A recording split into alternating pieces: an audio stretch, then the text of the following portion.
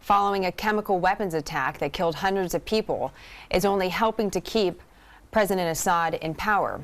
Douglas Feith writes in the Wall Street Journal saying, quote, Secretary of State John Kerry labors to enlist Assad in an arms control project, even while alleging that the dictator has used nerve gas in violation of Syria's obligations under the 1925 Geneva Protocol. U.S. policy is not to oust the Assad regime or even to encourage the Syrian people to do so. President Obama has now created a U.S. interest in preserving Assad in power. Now, we showed you a little bit of this earlier in our show, but President Assad spoke to our own Greg Palcott and repeatedly denied using chemical weapons, insisting that the UN report that came out is at least inconclusive at this time. Douglas Feith is the author of War and Decision, Inside the Pentagon at the Dawn of the War on Terrorism. He's also the former Undersecretary of Defense for Policy for President George W. Bush. Doug, nice having you in the program. Good to be with you. Why do you think our interest is now keeping Assad, the same man that we're saying murdered his own people?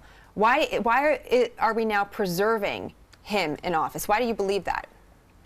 I think that President Obama has essentially changed the subject. Instead of focusing on the reasons why Assad must go, he's now said that we want to work with Assad as a partner in eliminating Syria's chemical weapons. And what that means essentially is that what Assad has done, I mean, assuming that it is he who did this chemical attack, that would be perhaps the most successful chemical attack in history, because Assad is working on preserving himself in power, and as a result of this chemical attack, he now has eliminated the threat of an American military strike, and he's preserved himself in power. And you're saying essentially we need him as a partner now because he's the one that says he'll work with the UN and Russia and give up his chemical weapons.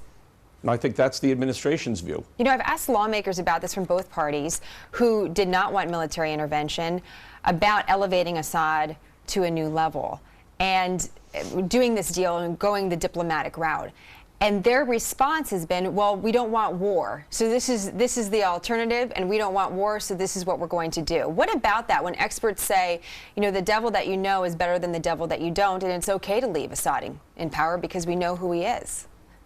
Well, I think there's a strategic picture that Syria fits into, and that is Syria is Iran's most important ally in the Middle East. Syria, the Assad regime has been extremely hostile to the United States and was instrumental in helping the forces in Iraq that were killing Americans to do so.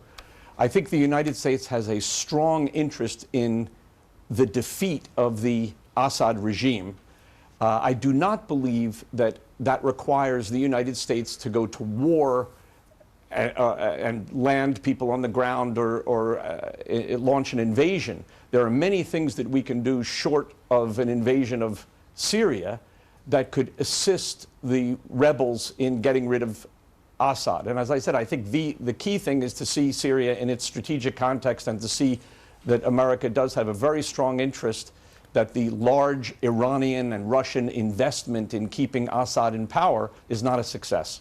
Doug, nice having you in the